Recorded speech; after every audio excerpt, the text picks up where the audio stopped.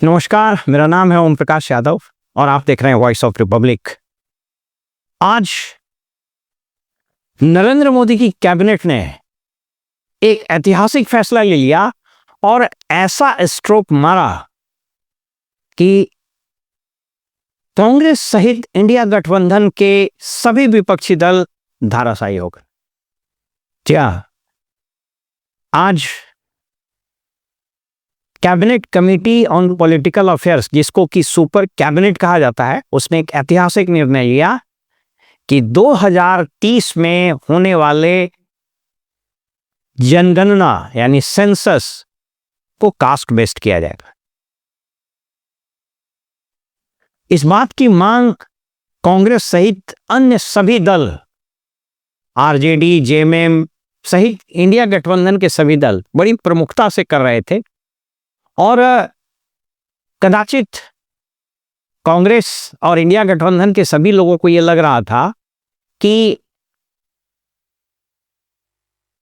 चूंकि बीजेपी ने हिंदू वोट्स को इतना पोलराइज कर लिया है कि अब इसमें सेंध मारने का एकमात्र उपाय है कास्ट कार्ड, और इसको लेकर के कांग्रेस बहुत मुखर थी, अन्य दल भी बहुत मुखर थे।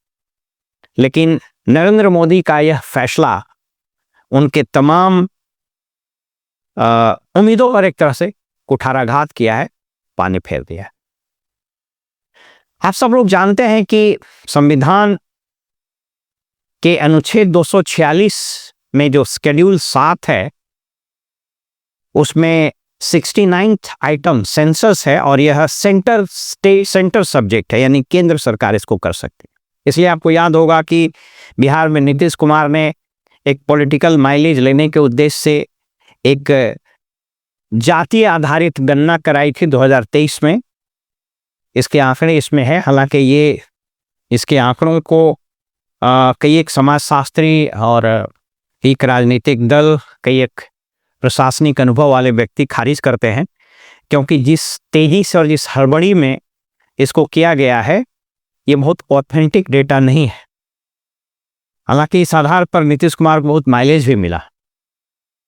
आइए इस पर बात करते हैं कि इस पर इसके प्रशासनिक, इसके राजनीतिक एवं इसके सामाजिक महत्व क्या है।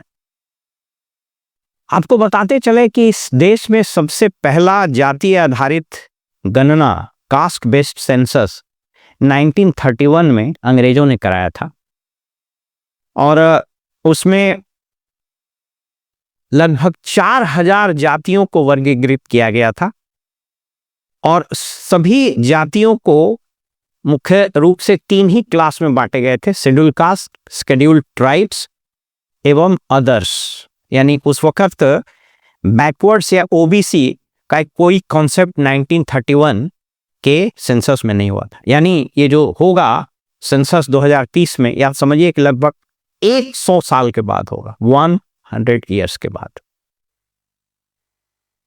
अंग्रेजों ने उस वक्त इसको हालांकि अपने उद्देश्य से कराया था, लेकिन उसके कुछ राजनीतिक, प्रशासनिक और सामाजिक महत्व भी थे। लेकिन उसके बाद से 1933 के बाद फिर जो 41 में सेंसस होना था, उसको नहीं कराया जा सका। आपको पता है कि उस वक्त कुछ स्थितियां ऐसी थी और ये कास्ट बेस्ड सेंसस को डिसकंटिन्यू कर दिया गया। कानूनी प्रावधान के अनुसार हर 10 साल पर सेंसस होना चाहिए। लास्ट सेंसस 2011 में हुआ था, यानी 2021 में सेंसस होना था, लेकिन कोविड के कारण ये टलता गया और अंततोगत्वा सरकार ने यह निर्णय लिया कि 2030-31 में ये सेंसस होगा जो जाति आधारित होगा। आपको बताते चलें कि अंग्रेजों के समय में जो ये कास्ट बेस्ड सेंसस हुआ, इसमें ओबीसी की कोई कल्पना या उसको एज ए कास्ट इनुमरेट नहीं किया गया, कैटेगराइज नहीं किया। यद्यपि संविधान में अनुच्छेद 15(4) और 16(4) में एजुकेशनली और सोशली बैकवर्ड्स की कल्पना की गई है और उसके अपलिफ्टमेंट वगैरह के लिए बात की गई है। लेकिन इसमें सबसे पहला प्रयास आज़ादी के बाद 1953 में हुआ, जब पहला बैकवर्ड क्लासेस कमीशन काका कालेलकर की अध्यक्षता में बनाया गया और इन्होंने अपनी रिपोर्ट 1955 में दी, लेकिन उस रिपोर्ट के बाद इस पर रिजर्वेशन वगैरह लागू नहीं हुआ।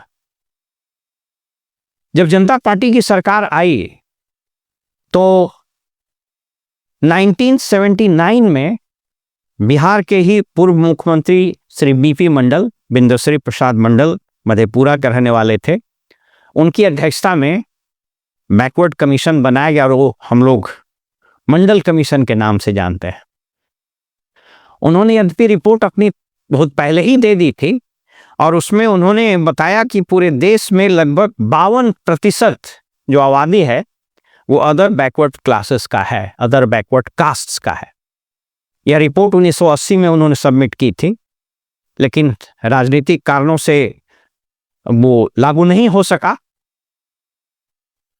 उन्होंने 52% पिछड़े जातियों की गणना करते हुए सुझाव दिया, रिकमेंडेशन दिया था कि 27% रिजर्वेशन ओबीसी को देना चाहिए। बाद में 1990 में आपको पता है कि उस वक्त जो सरकार बनी थी वो मिलीजुली सरकार थी। आडवाणी जी की रथ यात्रा, उसके बाद मंडल का मंडल, बीपी सिंह ने जैसे ही लागू किया मंडल कमीशन का रिपोर्ट कि पूरा देश का राजनीति में एक नया आयाम आ गया और उसी समय से एक्चुअली आप कहिए तो बैकवर्ड पॉलिटिक्स बहुत गंभीरता से उसका शुरुआत हो गया। यद्यपि उसके पहले बिहार में कर्पूरी ठाकुर वगैरह ने प्रयास किया था, लेकिन वो उतना प्रभावी नहीं हो पाया था। अब इसमें थोड़ा सा इंटरेस्टिंग बात समझिए कि मोदी जी ने जो यह निर्णय लिया कि 2030 में माफ कीजिएगा 2030 में जो सेंसस होगा उसमें कास्ट बेस्ड सेंसस होगा, इससे उन्होंने एक साथ कई एक स्वीकार कर दिए। पहला, कांग्रेस का एक राजनीतिक एजेंडा को ही धराशायी कर दिया। अब ये लाख चिल्लाते रहे कि मैं मांग कर रहा था तब दिया, इसको तो कोई मानने वाला नहीं, क्योंकि क्रेडिट तो गवर्नमेंट को जाता है। दूसरा, उनका जो ये रेटरिक्स था कि कास्ट लाइन पर हम थोड़ा मोबिलाइज करेंगे, तो नरेंद्र मोदी जी ने वह कार्ड भी उनसे छीन लिया। दूसरा, इसका प्रत्यक्ष और बहुत प्रभावी प्रभाव बिहार में पड़ेगा, जहां इसी साल यानी 2025 के सितंबर अक्टूबर में चुनाव होने हैं। इस पर बहुत जबरदस्त असर पड़ेगा और आप यूं कहें कि इससे महागठबंधन आरजेडी और कांग्रेस और वाम दलों का एक बहुत बड़ा मुद्दा ही छीन लिया गया। अब जरा टाइमिंग समझिए, पार्लियामेंट का अगला इलेक्शन 2029 में होगा और बिहार विधानसभा का अगला चुनाव 2030 में हो, यानी उस वक्त यह कास्ट सेंसस चल रहा होगा। यानी आप सोच करके देखिए, अगले 5 सालों तक ये पूरा राजनीति का धुरी, राजनीति की दिशा और दशा है नरेंद्र मोदी के कैबिनेट में लिया गया यह ऐतिहासिक निर्णय ही तय कर देगा।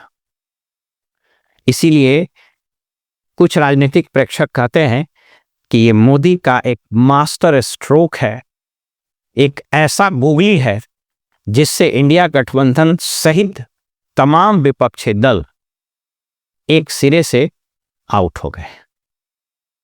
फिलहाल देखना होगा कि इसका अन्य राजनीतिक दल और देश की आम जनता और मीडिया, खासकर वैसी मीडिया जो नरेंद्र मोदी के बारे में हमेशा क्रिटिकल रहती है, जिसको मैंने एक नाम दिया है क्रोधी मीडिया, वो नरेंद्र मोदी जी कुछ भी करेंगे उसमें वो नुस्ख निकालेगा, उसकी आलोचना ही करेगा। देखना पड़ेगा कि ये पूरा डिसीजन को देश की जनता, मीडिया और राजनीतिक दल किस तरह से अपनाते हैं, किस तरह से देखते हैं। फिलहाल हमें इजाजत दीजिए और आप देखते रहिए वॉइस ऑफ रिपब्लिक। नमस्कार।